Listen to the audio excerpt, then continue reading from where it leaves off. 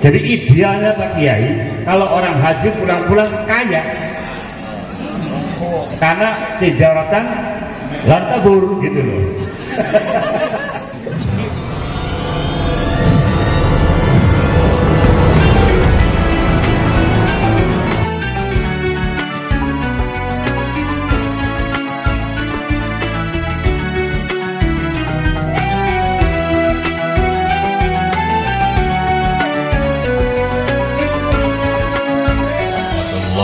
Wabarakatuh. Alhamdulillahirabbil alamin wa bihi nasta'inu ala umuri dunya waddin. Asyhadu an la ilaha illallah wahdahu la syarikalah al-malikul haqqul mubin wa asyhadu anna Muhammadan abduhu wa rasuluh shadiqul wa'dil amin. Allahumma shalli wa sallim wa barik ala sayyidina Muhammadin wa ala alihi wa ashabihi wa barik wa sallim.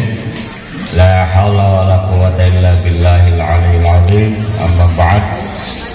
Hadratul kiram wal mukarramun, Rais Syuriah PCNU Kabupaten Majalengka, mohon izin saya orang Cirebon bicara di Majalengka. Barangkali kena dis. Ketua Tanfidiyah PCNU Kabupaten Majalengka dan seluruh warga Nahdien Majalengka yang kami hormati, keluarga besar Bapak Muiz Pesantren Nurul Huda Panjarin Lor Kidul buat keluarga jalan Lor Angger gitu.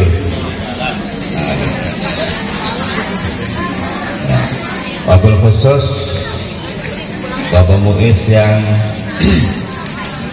insya Allah akan menunaikan ibadah haji.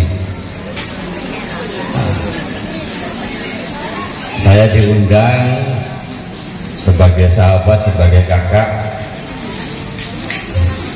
Tadinya sekedar diundang untuk makan-makan, cuman biar meyakinkan ditulis ceramah ya kan Dian.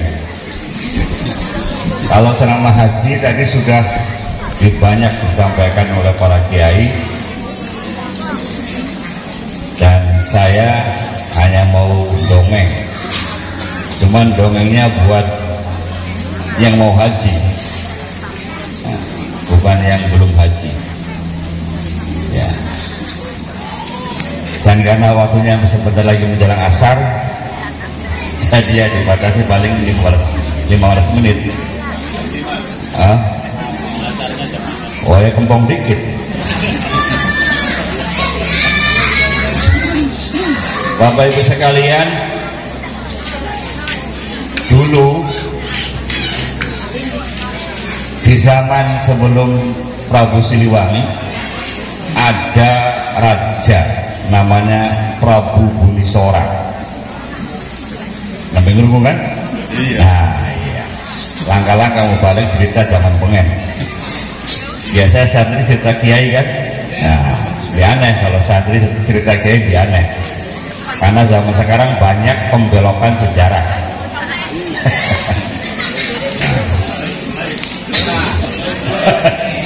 Prabu Bunisora punya putra namanya Raden Bergawa, Raden Purwa Bergawa. Dia menikah dengan putri dari Gujarat namanya Fathanah binti Muhammad. Gujarat itu India. Pada waktu itu dunia Islam dikuasai oleh kerajaan Mughal India yang punya pesantren Aligarh, yang pesantrennya mirip dengan pesantren di Nusantara, pesantrennya pakai sarung dan lain-lain. Sampai sekarang masih ada. Kemudian Turki Utsmani yang terkenal dengan sekularisasi. Yang ketiga Safawiyah di Persia, Iran, satu-satunya kerajaan Islam yang undang-undang dasarnya menggunakan ilmu tasawuf. Nah, Raden Bergawa itu setelah Islam tahun 1380 Masehi pergi haji. Itu keturunan leluhur orang Jawa Barat. Jadi orang Jawa Barat itu keturunan Gujarat India. Ngaku itu DNA-nya India.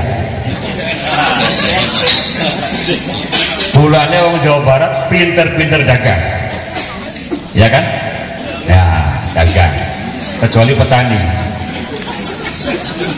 Makanya sampai sekarang dangdut tidak akan mati di Jawa Barat karena turunan India. Nah, contohnya apa? Orang perapatan kalau nggak ada orang yang sedekah ngomongnya meregese, meregese itu India. Ngerti Bu meregese? Ya, alias pelit. Meregese. Nah, kemudian kalau orang Cirebon yang pertama kali pergi haji, turunan Cirebon, turunan Prabu Siliwangi, namanya Pangeran Cakrabuana alias Raden Walang Sungsang, pergi haji dengan adiknya Nyimas Rara Santang atau Syarifah Mudaim pada tahun 1440 Masehi. Ya, jadi 60 tahun setelah Raden Bergawa. Raden Bergawa setelah haji namanya diganti namanya Joharuddin Al-Jawi. Coba. Jadi nenek moyang orang Jawa Barat sudah muslim. Nah itu. Begitupun Pangeran Cakrabuana pergi haji, kemudian namanya berubah jadi Abdullah Iman. Nama beliau itu sebelum haji, setelah belajar tarekat namanya Syekh Samadullah. Setelah sepuh namanya Syekh Mursyahadatillah. Banyak namanya. Nah, itu orang Cirebon harus tahu. Kalau Walang Sungsang nama lahirnya, karena dia turunan Prabu Siliwangi, namanya Raden Walang Sungsang. Kemudian setelah menggantikan Ki Daunusela mimpin negara Cirebon, namanya Pangeran Cakrabuana. Cuman kalau Mbahku pulang ke Cirebon, tapi mandek dulu di Malaka, belajar tarekat pada Syekh Malaka, sedangkan istri adiknya Nyimas Rara Santang dinikahi oleh Syarif dari Raja Mesir. Kemudian namanya dirubah menjadi Syarifah Mudaim. Digantinya bukan karena nikah dengan Syarif, tapi memang aslinya ibunya Nyimas Sumbang Karanjang itu sudah Syarifah. Karena ibunya Sumbang Karanjang itu adiknya Maulana Malik Ibrahim Gresik. Nah itu Pak. Jadi wong Cirebon itu asli turunan Syarif. Nah, ini sekitar dongeng. Jadi kita ini turunan orang Muslim. Ya. Dan moga-moga karena kita Muslim, kita semua bisa menunaikan ibadah haji. Keistimewaan ibadah haji, Bapak Ibu, rukun Islam yang pertama syahadat, rukun Islam yang kedua sholat, yang ketiga zakat, yang keempat puasa. Semua ayatnya ya ayyuhallazina amanu, ya ada aqimus sholat, ada wa'atuz zakat, ada kutiba alaikumus syiyam. Sedangkan haji ayatnya apa boleh? Walillahi 'alan nasi You know nasi? Walillahi alam nas. Manusia tidak pakai mukmin, tidak pakai muslim. Jadi benar kata Pak Kiai tadi, ibadah haji ibadah fisik jasmani, olahraga, jalan-jalan. Ya, tamatu, tangi mangan turu, tangi mangan turu. Dijamin nih karena pasti begitu. Jadi yang mahal itu jajannya di Bu Haji itu. Ya, jajannya, belanjanya, dolanya yang larang. Oh iya, oleh-oleh bener tuh. Lo anak kang ngelingan kan oleh-oleh. Wong semina ke oleh-oleh kabeh.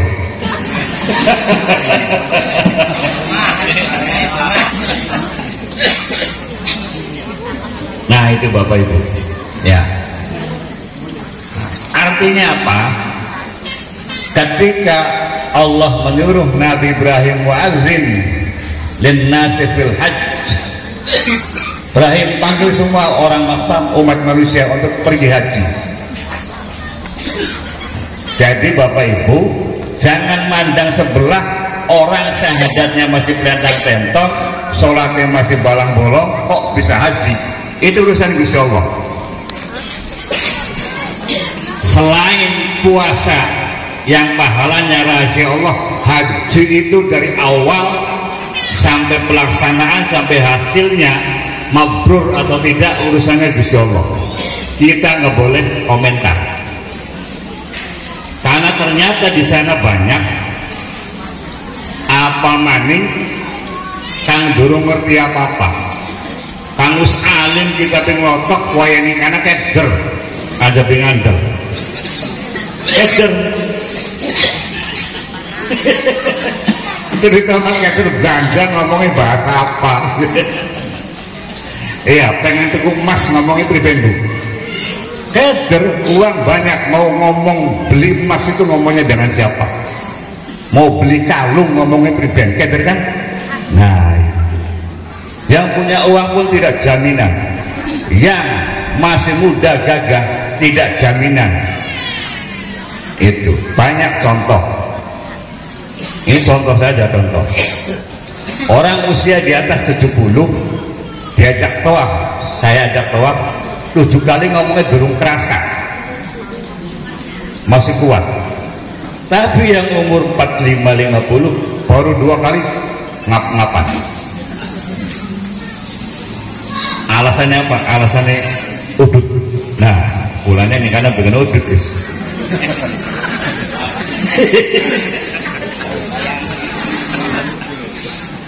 Nah, kesiapan mental ibu-ibu. Jadi jangan bingung kalau sudah nawaitul niat haji, jangan mikirin ini waktu ngoklok bae ning kana priben. Dilalah ning kana waras. Yang tidak boleh itu kalau sudah nabung haji ibu-ibu, sudah walau waktu safar, pikiran, perasaan tidak boleh yang jelek-jelek. Harus plong lillahi ta'ala. Karena sudah dicatat, jangan sampai perasaan jelek di sini, di sana dicatat, nanti ditagih di sana. Itu kata para orang tua begitu. Nah. Dan ibadah haji itu Bapak Ibu tidak banyak pantangannya. Kata Al-Quran, wala rafasa wala fusuqa wala jidala fil hajj. Nah ini ibu, nanti ibu-ibu bapak-bapak kalau haji mulai kelihatan watak aslinya kita mulai dari Arafah. Asli aja kaget guys, aja kaget. Nunggu sabar, ya sabar lah Allah. Nunggu itu ganti rangkat duduan mangan, kau nih mina rebutan panganan, gulet gara-gara rebutan jeruk, ya kan dia. Nah, karena tanah suci itu ibu-ibu setengah mahsyar, setengah akhirat. Grantes sedikit sekali saja jelek terbukti, yang baik juga terbukti. Makanya pesan buat yang belum haji, buat Muis, rentek di sana yang enak-enak is. Aduh, lamun pondoknya tambah gede, renteknya mau ngono tuh. Terus aja mikirin duit. Salah.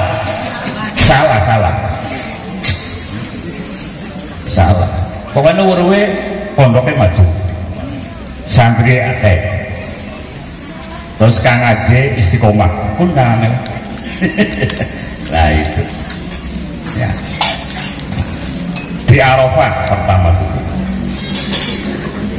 kemudian nanti di Mina, kemudian tawaf di Ka'bah, sa'i. Itu cuman hitungan hari, tanggal 9 Zulhijjah, 10, 11, 12, 13. Jadi cuma 5 hari haji. Kalau berangkat dari sini pulang pergi 40 hari, nah yang 35 harinya itu dolan, besir, jajan dan lain-lain. Itu yang mahal ongkosnya di situ. Kalau hajinya cuma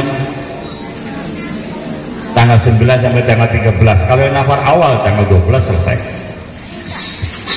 Bapak Ibu sekalian, saya ingin menyampaikan bahwa kenapa haji itu yang penting punya niat, punya kemauan, tidak boleh bawa ilmu, tidak boleh bawa harta. Kita di sana dicap oleh Allah Duyufur Rahman, tamunya Gusti Allah. Nah, kalau kita bertamu kepada Gusti Allah, maka kita tidak boleh membawa kebanggaan apapun.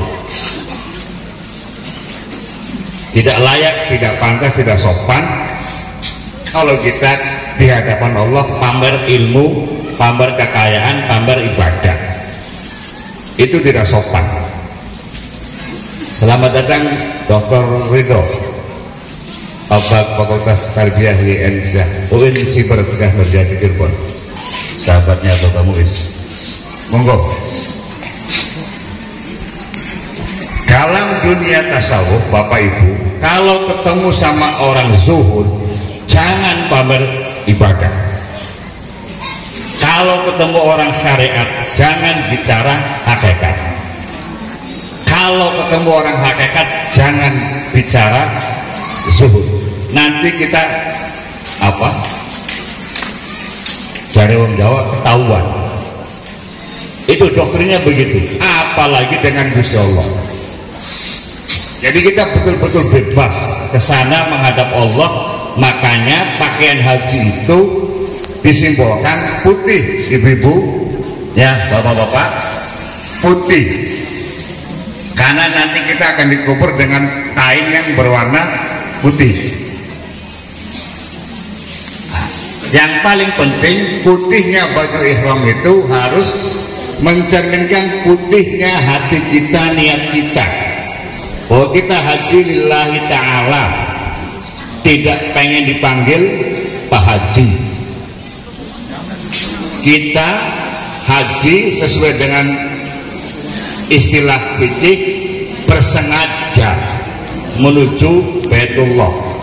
Karenanya ibu-ibu, bapak-bapak, kita semua berdoa, moga-moga semua jamaah haji Indonesia khususnya, ketika baru sampai di Masjidil Haram masuk, bisa melihat Ka'bah.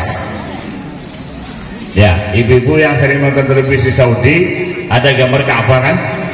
Bukan gambar ya, ada Ka'bah, batu hitam. Itu Bapak Ibu. Kita tiap hari sholat mustaqbilal Ka'bah, jangan sampai ketika di Masjidil Haram tidak diparingi bisa melihat Ka'bah. Satu. Yang kedua, kalau bisa, saya berbeda pendapat dengan mazhab lain yang menganggap makruh apalagi haram mencium Hajar Aswad. Saya malah berdoa semua jamaah haji Indonesia bisa mencium Hajar Aswad. Karena dulu zaman Nabi sudah ada pertentangan boleh tidak. Cuma yang berbeda pendapat bukan orang sembarangan. Umar bin Khattab itu sahabat Nabi yang paling cinta sama Nabi dari hidup sampai akhir hayat. Tapi beliau paling kritis dan pernah protes. Wahai Rasul, kenapa saya harus mencium Hajar Aswad? Itu kan batu. Kalau bukan Rasul yang menyuruh, saya tidak mau. Karena manusia lebih mulia daripada batu. Itu pikiran Umar bin Khattab. Cuma kata Imam Ali bin Abi Thalib, wahai sahabatku Umar, ingatkah engkau Rasulullah pernah bersabda bahwa siapapun yang mencium Hajar Aswad di dunia itu sama dengan bersalaman dengan Gusti Allah. Paham ya Ibu? Nah, bersalaman dengan Gusti Allah artinya kita sudah diaku sebagai hambanya Gusti Allah, dan mudah-mudahan di akhirat gampang ketemu Gusti Allah di surganya Gusti Allah. Jadi nawaitunya itu Ibu. Karenanya apa ya?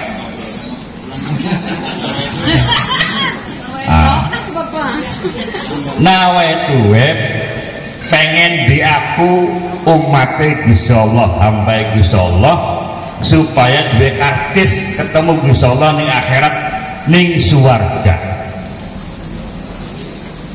Itu karenanya kalau diparingi bisa mencium Hajar Aswad, tidak usah cerita dongeng kepada siapapun, karena akan menimbulkan takabur.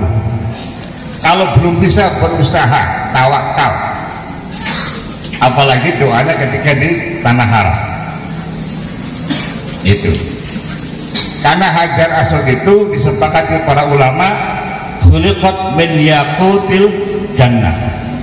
Bukan batu dari bumi, bukan meteor dari langit, tapi yakut dari surga. Dan Bapak Ibu, ketika Nabi Adam turun dari surga pertama ke dunia, yang diinjek oleh Nabi Adam itu adalah Hajar Aswad. Dulunya batu itu tidak hitam warnanya, putih bercahaya. Cuma karena sekarang orang berebut mencium Hajar Aswad, dan yang mencium Hajar Aswad pasti orang yang punya salah, punya dosa, dan dosa itu simbolnya hitam, bajunya kecamat, ya. Maka disegel-segel lama-lama hitam. Tapi Bapak Ibu, kalau melihat Hajar Aswad dengan basiroh, dengan mata hati, tidak hitam warnanya. Percaya nggak, Mas Ahmad? Ya. Kadang-kadang warnanya putih cemerlang, kadang-kadang kuning, kadang-kadang biru, tergantung kesempurnaan batiniah kita waktu melihat. Karenanya kalau pengen nyambung dengan Hajar Aswad, batiniah kita harus beradaptasi dengan hakikat penciptaan Hajar Aswad. Minimal jangan memelihara takabur, dendam, iri, dengki, dan prasangka ketika hendak mencium Hajar Aswad. Belum bis, pedulangnya mana? Goran nyatap deh. Iya. Sudah ngadu-adu, kamu ndaknya ngobrol. Ya, kayak podium ya. Ya, podium kan tampil gagah lu. Dikerungu. Ya, jadi syariatnya Bapak-bapak Ibu, kalau ingin diparingi bisa mencium Hajar Aswad, yang paling penting hati kita bersih dari takabur, riya, iri, dengki, prasangka. Itu.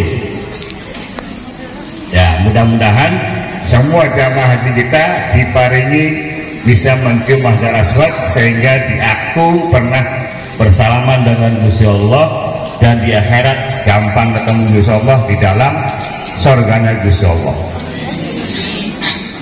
Yang kedua yang ingin saya sampaikan, bahwa Yang harus dilakukan ketika berada di Ka'bah adalah tawaf.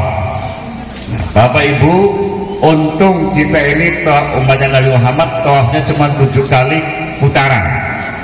Ya, 7 kali putaran atau 7 kali keliling? Yang benar putaran atau keliling? Buat 7 keliling ya, buat puyengnya. Ya, 7 kali putaran. Dulu Nabi Adam ketika turun dari surga berpisah dengan ibu Hawa, saking pengen ketemunya tawaf itu sampai 600 kali.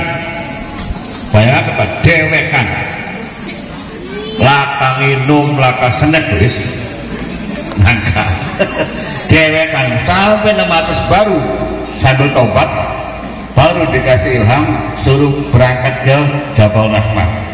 Ketemulah dengan ibu Hawa, makanya disebut Jabal Rahmah, bukan Jabal Hawa. Jabal Rahmah artinya gunung kasih sayang. Mulane isbat mana nih Jabal Rahmah? Anak waktu nulis-nuliskan, tulis mu'is dan istri. Biasa orang Indonesia paling bekal motor jagat. Iya, 7% ini kedereng-dereng. Nah, kemudian karena Al-Quran menganjurkan kita haji juga harus menghayati peninggalan jejak napak tilas para leluhur. Harus diingat bahwa di Ka'bah itu ada namanya Maqam Ibrahim. Tuh, tahu nggak Maqam? Apa? Maqam berapa? Kuburan? Bukan. Qoma yaqumu maqaman wa maqamatan fa huwa qaimun. Qum la taqum maqamun yaqumun. Masa? Artinya tempat berdirinya Nabi Ibrahim ketika membangun Ka'bah. Jadi Ka'bah direnovasi besar-besaran pada zaman Nabi Ibrahim pertama kali. Kemudian menjelang Nabi Muhammad lahir ada banjir, ya sampai Hajar Aswad bergeser, dibangun lagi oleh Nabi Muhammad. Dengan demikian Ka'bah sudah resmi sah diwariskan dari Nabi Ibrahim kepada Nabi Muhammad, kepada kita untuk memelihara. Makanya ini selingan Abu Thalib, kakeknya Nabi Muhammad, ketika Ka'bah mau diserang oleh orang-orang Son'a. Orang mana Son'a itu? Yaman, dengan pasukan Abraha. Kata Abu Thalib, saya nggak urusi Ka'bah, onta saya saja kembalikan ke saya. Kata pasukan Abraha, Abu Thalib, ente kan dipercaya jaga Ka'bah, sekedar menjaga. Yang punya Ka'bah Gusti Allah. Emang gue pikirin, yang penting onta saya selamat. Dan Allah menjaga Ka'bah itu. Jadi tidak bisa haknya Gusti Allah dirampas oleh siapapun, termasuk raja paling berkuasa. Jadi para kiai dan NU tidak bisa diambil alih oleh siapapun. Nusantara tidak bisa diambil alih oleh siapapun, kecuali oleh pewarisnya, kan? Itu tenang, jangan mikir medsos. Ya. Kemudian ada Hijr Ismail. Hijr itu artinya kamar. Kamarnya Nabi Ismail dulu ketika dilahirkan oleh Ibu Siti Hajar. Itu dekat Ka'bah. Lah nanti disunahkan sholat di situ, selesai tawaf 7 putaran, sholat di Mu'tazam, sholat di Hijr Ismail. Nah, doa ya ini jabaran dulu Hijr, jabal jalan emper. Nah, Hijr Ismail itu dulu ada talang emas. Loh, ya. Nah, tapi tentarowe galak-galak. tentara rewel-rewel. Pokoknya milik-milik aja ya kalian ayat lempeng bersih sih gampang kalian. Sembayang ning hijit Ismail. Nah, sembayang ning depan multazam. Itu intinya di Ka'bah itu. Ya, supaya mengingat dulu perjuangan Nabi Ibrahim membangun Ka'bah, perjuangan Siti Hajar membela anaknya, kemudian sa'i dari Safa ke Marwah bolak-balik. Ya, di situ ada sumur Zam-Zam asli antara sa'i dan antara Safa dan Marwah. Cuman punten lagi-lagi oleh pemerintah Saudi ditutup. Kita tahunya aliran-aliran melalui pipa. Lah itu Bapak Ibu. Karena sudah jam 4 jam 4. Saya nambahi satu lagi aja.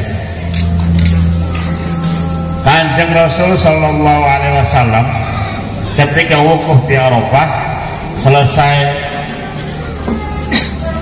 sholat dan khutbah mengumpulkan para sahabat. Sahabatku sini kumpul. Saya akan perlihatkan bahwa tadi bapak kita Adam alaihissalam lewat ke sini. Bapak kita Ibrahim alaihissalam lewat ke sini. Sahabat-sahabat bertanya buktinya apa? Ini buktinya telapak kaki Adam, ini buktinya telapak kaki Ibrahim. Dan sahabat diparingi bisa melihat semua. Lalu sahabat bertanya, wahai Rasul, kalau dibandingkan dengan sampean, Nabi Adam itu mirip siapa? Kata Rasul, detik fisik Nabi Adam kayak detik fisik saya. Kalau Nabi Ibrahim, detik fisik Nabi Ibrahim dan akhlaknya mirip saya. Nah, Bapak Ibu, ingin saya sampaikan bahwa kalau semua orang meyakini Nabi Muhammad makhluk paling sempurna fisik, jasmani dan rohani, memang betul. Ya, Bapak Ibu bisa bayangkan tingginya Nabi Adam berapa? Dalam hadis yang paling masyhur 60 zero, berapa meter? 30 meter. Nabi Ibrahim Yambo. Nah gitu. Jadi jangan pernah berprasangka apalagi berfatwa bahwa Nabi juga manusia biasa. Itu salah besar. Fisiknya saja beda. Ya, Nabi Adam tawaf 600 kali kuat. Nabi Musa berdiri di Gunung Sinai 40 hari 40 malam, tidak makan, minum, tidak tidur, kuat. Apalagi Nabi Muhammad Isra Mi'raj, pulang pergi dalam waktu sekejap di malam hari, tidak sakit, tidak pilek, tidak flu, padahal tidak pakai helm, tidak pakai jas, itu tidak sarapan. Ya. Itu kesempurnaan fisik jasmani kanjeng Nabi. Jibril sekalipun tidak sanggup menandingi. Nah, itu yang harus kita yakini. Isra Mi'rajnya kanjeng Nabi. Selain itu tolong jangan didengar, ya kan? Nah itu. Apa maksudnya? Saya sampaikan bahwa kanjeng Rasul menceritakan di Arafah pertemuan Nabi Adam, Nabi Ibrahim dan semua Nabi dan para Rasul. Memang Al-Hajju Arafah. Jadi ketika wukuf Arafah, malaikat, Nabi, Rasul dan roh orang yang sudah wafat turun semua kumpul di Arafah, termasuk rohnya orang yang belum lahir ke dunia. Karenanya Bapak Ibu, Bapak Muiz, kalau lagi wukuf di Arafah, telepon semua orang yang hadir, saya lagi wukuf, mari kita doa bareng-bareng biar diaminkan oleh makhluk sedunia. Itu ajaran orang tua. Biasanya wukuf zuhur, di sini berarti jam 16 sampai jam 18. Besoknya lebaran. Nah, cuman ibu-ibu repot masak, yang diwakili bapaknya doa. Itu ya, bisa aja apa maning. Nah, sudah itu intinya haji itu ibu-ibu ya, wukuf di Arafah, kemudian pindah ke Musdalifah, cari batu. Sekarang batunya sudah disediakan, dibawa dari Majalengka. Ya tiap hari jatuh double trick gitu kan. 70 batu sudah disiapkan oleh Kementerian Agama dan timnya, tidak repot-repot. Di Musdalifah hanya adon lewat. Nanti jumroh ya, jumroh ini Bapak Ibu, kalau dulu peristiwanya Nabi Ibrahim melempari iblis karena memang berhadapan langsung. Jadi Bapak Ibu jangan pernah bilang jangan pernah berprasangka kalau iblis, setan, jin itu makhluk gaib. Salah itu. Makhluk nyata. Tapi kan nggak kelihatan, bongkar daerah kelihatan. Itu saja. Ya Pak. Pedes warnanya apa? Kelihatan. Ada jin, setan, iblis perkayaan memang apa? Ada kalau pedes. Tidak gaib, cuman pisah alam, beda alam. Karena gaib itu ada gaib wujudi, ada gaib adami, munazzah gitu kan. Yang gaib asli gaib cuman Gusti Allah. Surga neraka akhirat itu gaib beneran. Kalau malaikat, iblis, setan macam-macam ada dan bisa dilihat oleh yang bisa. Kanjeng Nabi tiap malam didatangi iblis, diskusi macam-macam. Kanjeng Nabi sering didatangi malaikat Jibril, kelihatan. Ya pun kan Kanjeng Nabi, ya iya, pulangnya aja ngecek Kanjeng Nabi. Ya gitu kan. Nah, jumrah itu peristiwanya Nabi Ibrahim melempari iblis, ya Bu ya.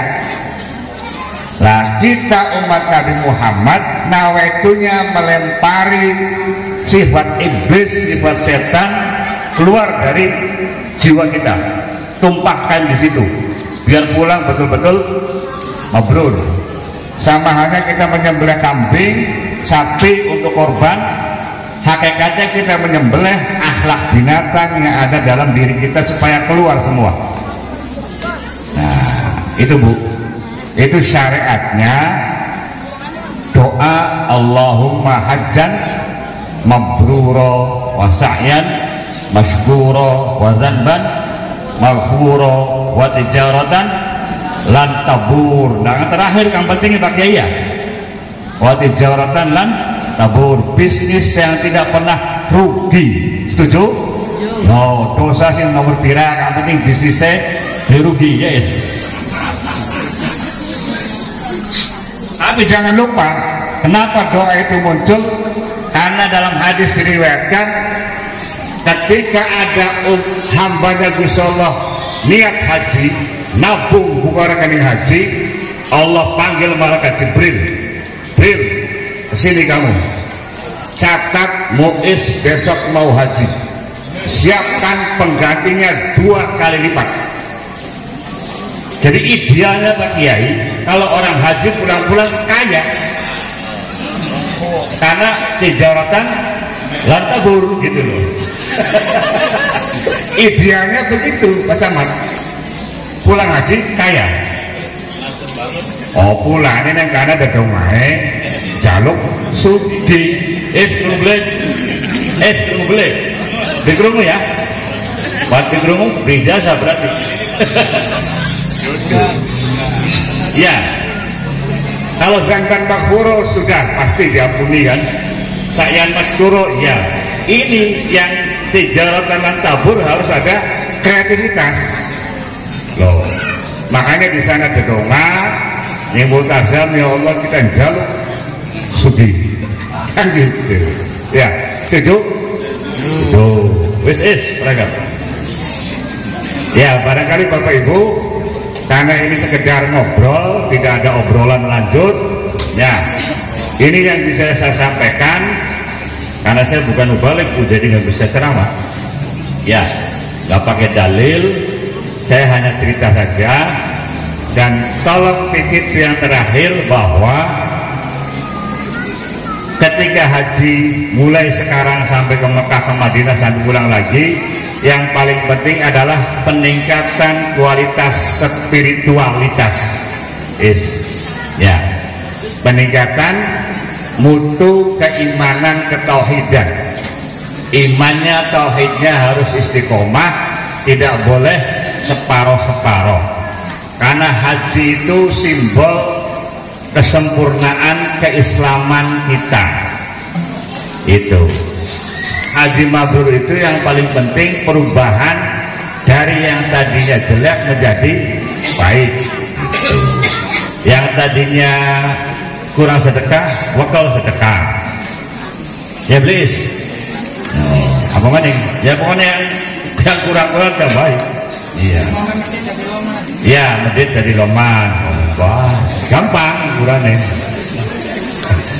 Walaupun di hadis lain, mabrur itu yang paling penting thayyibul kalam, gitu. Dan kurang lebihnya saya mohon maaf. Sekali lagi para kiai, para bini sepuh, ini yang bisa saya sampaikan sebagai ya tambang anggur begini, Camat. Ya, tambang anggur jangan dianggap serius. Ya, yang baik ya mangga didengarkan, yang tidak baik ya jangan dipakai. Ya Bu ya. Intinya kita harus berbahagia setiap mendengar ada orang lain pergi haji. Syukur-syukur Bapak Ibu hobi berkunjung kepada orang yang mau haji, minimal 40 orang muter pokoknya gelis haji. Bagi yang sudah nabung buka rekening haji, jangan diotak-atik, jangan diambil-ambil. Itu. Yang belum haji mulai besok bikin rekening haji. Ya, karena zaman sekarang antriannya panjang. Tapi karena haji itu rahasia Gusti Allah, siapa tahu ada porsi kosong dan lain-lain. Sekali lagi kami mohon maaf dan mewakili sahabat saya, adik saya Muiz dan keluarga, mohon doa dan mohon dimaafkan sehingga pulang kembali ke tanah air sehat walafiat, hajan mabrurun wa sa'yan masjuron wa dzanban maghfuron wa tijaratan lan tabur. Alhamdulillah pangapunten. Wallahul muwaffiq ila aqwamit thoriq. Assalamualaikum warahmatullahi wabarakatuh.